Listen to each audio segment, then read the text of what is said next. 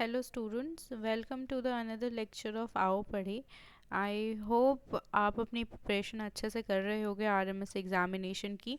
And this is the next section जहाँ पर हम एक इम्पॉर्टेंट चैप्टर के बारे में डिस्कस करेंगे, that is of Indian defence. ठीक है, तो हम इंडियन डिफेंस के बारे में पढ़ेंगे। एंड आई होप कि आपने देखा होगा कि इससे क्वेश्चंस पूछे जाते हैं। सो सैनिक में 25 मार्क्स के पेपर आते हैं, 25 क्वेश्चंस आते हैं आपके। That is consist of 2 marks and 50 marks का टोटल का पेपर होता है आपका जीके सेक्शन का। एंड उसमें से एक इम्पॉर्टेंट चैप्टर है इंडियन डिफेंस। ठीक है, so let's cover everything about Indian defence जो आपके एग्जाम से रिलेटेड है। तो सबसे पहले इंडियन आर्मी का जो सबसे लोएस्ट रैंक होता है वो होता है लेफ्टिनेंट का। ठीक है, देन नेक्स्ट इंडियन नेवी में सबसे लोएस्ट रैंक कौन सी होती है, तो वो होती है सब लेफ्टिनेंट की। इंडियन नेवी में लोएस्ट रैंक किसकी होती है, तो वो होती है सब लेफ्टिनेंट की। ठीक है, so this is the condition. Now Indian army में सबसे लोएस्ट, एयर फोर्स में सबसे लोएस्ट रैंक कौन सी होती है, फ्लाइंग ऑफिसर की सबसे लोएस्ट रैंक होती है। अगर आपसे ये पूछे तो आप इजीली बता देना। ठीक है, Indian army lieutenant, Indian navy sub lieutenant and Indian air force flying officer. ठीक है, एंड देन सबसे हाईएस्ट रैंक कौन सी होती है, इंडियन आर्मी में फील्ड मार्शल की रैंक होती है, 5 स्टार रैंक होती है। ठीक है, इस पे आपको 5 स्टार्स मिलते हैं इंडियन आर्मी में फील्ड मार्शल की। देन इंडियन नेवी में एडमिरल ऑफ द फ्लीट की सबसे हाईएस्ट रैंक होती है एंड इंडियन एयर फोर्स में marshal of the air force की सबसे हाईएस्ट रैंक होती है। देन आप फ्लाइंग ऑफिसर से प्रमोट होते होते आगे बढ़ते हो, marshal of the air force तक पहुंचते हो, 5 स्टार की रैंकिंग है ये अभी। ठीक है, तो इसे याद रखिएगा। एंड इंडिया में करेंटली सिर्फ 2 ही लोगों को ये फील्ड मार्शल की रैंक मिली है। एक है Sam मॉनिकशॉ,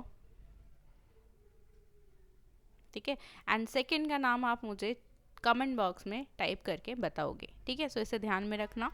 next one, Indian army के बारे में जानते हैं। It is the 4th largest army in the world. पूरे वर्ल्ड में ये चौथी लार्जेस्ट आर्मी है, 4th largest army in the world. ठीक है, आर्मी डे हम कब सेलिब्रेट करते हैं, तो हर साल 15th जैन को हम आर्मी डे सेलिब्रेट करते हैं। What is the motto, the motto is service before self. ठीक है, सो ये याद रखिएगा, what is the motto, service before self. Where is the headquarter, तो एक चीज़ जो आपको ध्यान में रखनी है, तीनों आर्म फोर्सेस की, तीनों Indian army, navy, air force, तीनों आर्म फोर्सेस की जो हेडक्वार्टर होती है वो न्यू दिल्ली ही होती है। ठीक है, who is the army chief, so current army chief is general Upendra Dwivedi. Who is the current army chief, the current army chief is general Upendra Dwivedi. Okay, इनका नाम याद रखिएगा। Now the headquarters of Indian arm forces, there are 7 headquarters of Indian arm forces. So northern command कहाँ पे है, सो northern command है Udhampur, Jammu and Kashmir में। Then army training command है शिमला में। देन वेस्टर्न कमांड है चंडी मंदिर में। ओके, जयपुर में क्या है, साउथ वेस्टर्न कमांड है जयपुर में। सेंट्रल कमांड है लखनऊ में। ईस्टर्न कमांड है कोलकाता में। एंड सदर्न कमांड कहाँ है, तो ये है पुणे में। सो इन सभी को याद रखिएगा, सारे कमांड्स, सारे हेडक्वार्टर्स इनके याद रखिएगा। Then Indian navy, now what is the full form of navy, the full form of navy is nautical army of volunteer yeoman. Okay, so this is the full form of navy. What is the full form of navy, nautical army of volunteer yeoman. How many commands are there, 3 commands are there, total 3 commands are there of Indian Navy. Navy day कब celebrate करते हैं, 4 दिसंबर को celebrate करते हैं। Headquarter कहाँ है, new Delhi में है। What is the motto, the motto is सम नो वरुणः, हे वरुण देव हमारे लिए शुभ हो। तो that is the meaning of सम नो वरुणः। ये संस्कृत फ्रेज है, संस्कृत से लिया हुआ है, इसका भी ध्यान रखिएगा। Who is the navy chief, the current navy chief is Dinesh Kumar Tripathi. Who is the current navy chief, Dinesh Kumar Tripathi. अब मुझे एक बात बताओ, नेवी है ना, पानी के पास होगी, राइट। सो इसकी जो कमांड्स होगी वो भी कहाँ होगी, पानी के पास ही होगी। तो यहाँ पे देखो, वेस्टर्न नेवल कमांड कहाँ है, मुंबई में है western naval command. Then eastern कहाँ है, विशाखापट्टनम में है। एंड सदर्न कहाँ है, तो सदर्न है कोची में। सदर्न नेवल कमांड कहाँ है, कोची में। सो इसे याद रखना, नेवी के सिर्फ 3 कमांड्स हैं, and that too in the ocean region, जहाँ पे आपको सी देखने को मिलेगा सिर्फ वहीं पे है।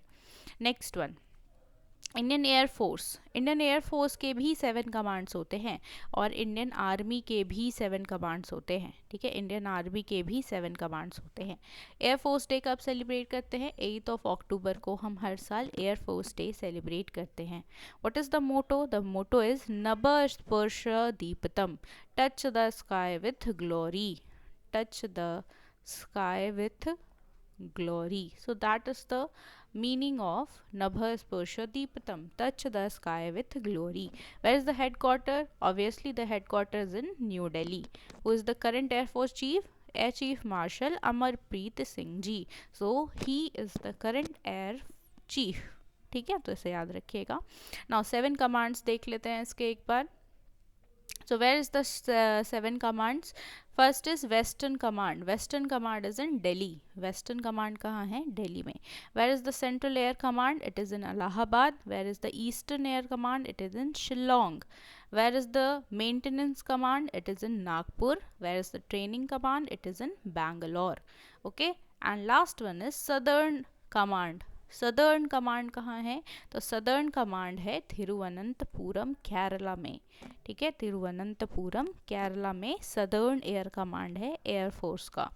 सो keep remember all these things. Now major weapons के बारे में जानते हैं। तो मैं आज आपको सिर्फ मिसाइल्स के बारे में पढ़ाऊंगी। नेक्स्ट अगर आपको लेक्चर चाहिए तो मैं इसको लेक्चर 1 के नाम से और सेकंड वाले को लेक्चर 2 के नाम से अपलोड कर दूंगी। Okay, so just tell me in the comment box. Now missiles, 2 type की मिसाइल्स होती हैं। पहली होती हैं बैलिस्टिक मिसाइल्स, दूसरी होती हैं cruise missiles. Now, what are ballistic missiles?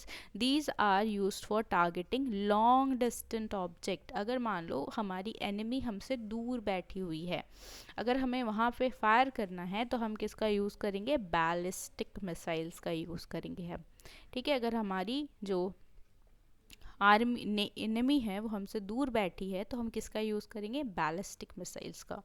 They are set with predefined target. इनके टारगेट्स ना प्री डिफाइंड होते हैं। आप एक बार सेट कर दो, देन लॉन्च कर दो and they will fire and forget. Fire and forget technology पे ये काम करती है, ठीक है। एक बार फायर कर दो और भूल जाओ, they will just shoot that particular enemy. Now second one is cruise missile. Cruise missile ना स्मॉल रेंज के लिए, स्मॉल डिस्टेंट के लिए यूज़ करी जाती है, ठीक है। अगर आर्मी हमसे जो हमारी एनिमी है उसकी आर्मी हमसे ज़्यादा दूर नहीं है तो हम क्रूज मिसाइल का यूज़ कर सकते हैं। सो आई होप आपको डिफरेंस क्लियर होगा। बैलिस्टिक मतलब दूर, क्रूज मतलब पास, तो ऐसे याद रखना, ठीक है। Next one, next type of missile is air to air missile. अब देखो यहाँ क्या होता है, this is the source and this is the destination. तो इसको ऐसे ही याद रखना, source and destination missiles. Source क्या होगा? एयर होगा, और डेस्टिनेशन क्या होगा? एयर। मतलब हवा से, हवा में सामने वाली मिसाइल्स को ये मार गिराता है। देन सरफेस टू एयर, मतलब आप सरफेस से फायर करते हो एयर की तरफ। This is the land surface, आप फायर करते हो एयर की तरफ, ठीक है। देन एयर टू सरफेस, अब क्या होता है? आप हवा से सरफेस की तरफ फायर करते हो, so that is air to surface, ठीक है। नेक्स्ट सरफेस टू सरफेस, मतलब यहाँ से आप लैंड से लैंड में ही फायर कर रहे हो, सो इसको आप क्या बोलोगे? Surface to surface. This is the source and these are the destinations जहाँ पे वो मिसाइल्स जाती है। सो इंडिया ने बहुत सारे मिसाइल्स डेवलप किए हैं, including the ballistic missiles also and the cruise missiles also. So ballistic missiles में क्या इंक्लूडेड है? अग्नि एंड पृथ्वी। अग्नि और पृथ्वी बैलिस्टिक मिसाइल्स में इंक्लूडेड हैं। And cruise missile is BrahMos. So BrahMos हमने किसकी हेल्प से बनाया है? रशिया की हेल्प से बनाया है ब्रह्मोस हमने। एंड निर्भय एंटी टैंक मिसाइल, मतलब टैंक को उड़ाने वाली मिसाइल्स। तो ये कौन सी होती हैं? नाग और हेलिना। नाग और हेलिना एंटी टैंक मिसाइल है। Then next one is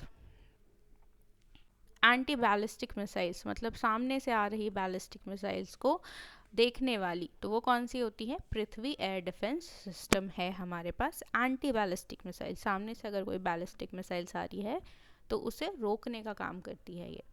then अग्नि 5। Agni 5 is India's longest range nuclear capable ballistic missiles. तो इसे याद रखिएगा, अग्नि 5 की रेंज क्या है, तो ओवर 5000 किलोमीटर्स की इसकी रेंज है, ओवर 5000 किलोमीटर्स की इसकी रेंज है, and that is nuclear capable missile. ठीक है।